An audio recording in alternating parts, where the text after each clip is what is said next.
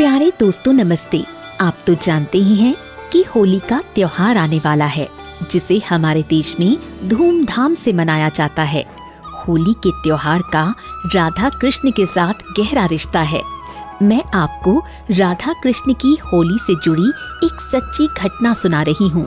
मथुरा नगरी में एक संत महात्मा रहते थे। उनके एक भक्त थे जिनका नाम धनी राम था। वो बहुत बड़े व्यापारी थे। वो अपने काम के सिलसिले में दूर नगरों की यात्रा करते थे। इसी तरह एक बार उन्हें कन्नौज जाना पड़ा। कन्नौज इत्र के उत्पादन के लिए मशहूर है। यहाँ के इत्र बहुत ही खुशबूदार होते हैं। धनी राम ने एक कीमती और खुशबूदार इत्र की शीशी खरीदी, जिसे वो संत को भेंट करना चाहते थे। काम पूरा होने पर वो अपने नगर लौट आए, पर जब वो संत की कुटिया में पहुँचे तो कुटिया का द्वार बंद था। लोगों से पूछने पर पता लगा कि संत यमुना नदी के तट पर गए हैं। वहाँ वे स्नान करेंगे, तत्पश्चात ध्यान में बैठेंगे। धनी राम जल्दी से जल्दी इत्र की शीशी उनको देना चाहते थे, इसलिए वो तुरंत यमुना के घाट पर चल दिए।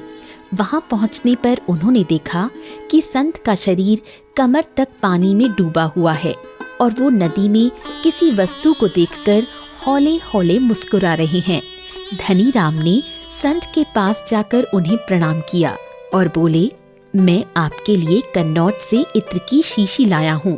संत ने कहा, लाओ, इत्र की शीशी मुझे दे दो।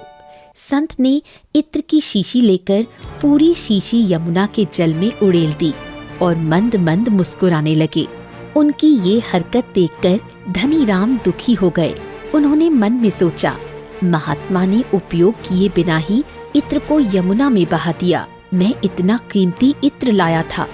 पर ऊपर से वो कुछ नहीं बोले और उदास मन से घर लौट गए। कुछ दिनों बाद जब उनका मन शांत हुआ तो वो पुनः संत की झोपड़ी में गए। संत उस समय आंखें बंद करके बैठे थे और एक भजन गुनगुना रहे थे। सेठ के आने की आहट से उनका गुनगुनाना रुक गया। उन्होंने आंखें खोलकर देखा तो सेठ दरवाजे पर खड़े थे। उन्होंने खुश होकर सेठ को अंदर बुलाया और कहा, तुम्हारे लाए हुए इत्र ने बहुत बड़ा काम कर दिया। सेठ ने आश्चर्य से संत की ओर देखा और कहा, महाराज, मैं कुछ समझा नहीं। तब संत बोले, तुम जब यमुना के तट पर आए थे, राधा और कृष्ण वहाँ होली खेल रहे थे। राधा ने कृष्ण पर रंग डालने के लिए जैसे ही बर्तन से पिचकारी में रंग भरना शुरू किया, उसी समय तुम्हारा दिया हुआ इत्र मैंने बर्तन में डाल दिया। राधा ने रंग के साथ इत्र भी पिचकारी में भर लिया और श्री कृष्ण पर पिचकारी छोड़ दी। भगवान कृष्ण का शरीर इत्र की खुशबू से महक उठा। तुम्हारे लाए हुए इत्र ने राधा कृष्ण की होली को और भी रंगीन बना दिया। कृष्ण खुशी से झूम उठे। उनकी खुशबूदार रंगीली होली यादगार बन गई। इस कारण मुझ पर भी श्री कृष्ण की कृपा दृष्टि हुई। धनी राम की आंखें आश्चर्य से फैल गईं। उन्हें संत की कोई बात समझ नहीं आ रही थी। संत ने उनके चेहरे पर छाए भाव पढ़ लिए। उन्होंने कहा, तुम्हें मेरी बात का भरोसा नहीं हो रहा है?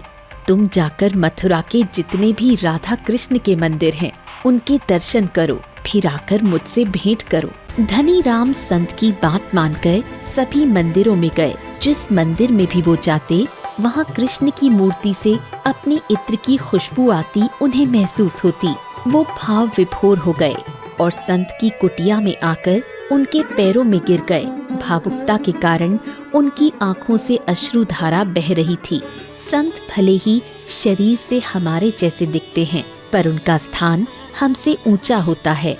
ईश्वर भक्ति में रमे रहने के कारण उन्हें हर जगह भगवान के दर्शन होते हैं। दोस्तों, आपको राधा कृष्ण की होली की ये सच्ची घटना कैसी लगी? ऐसी और घटनाएं सुनने के लिए इसे लाइक और शेयर करें। आप लोगों को होली मुबारक। धन्यवाद।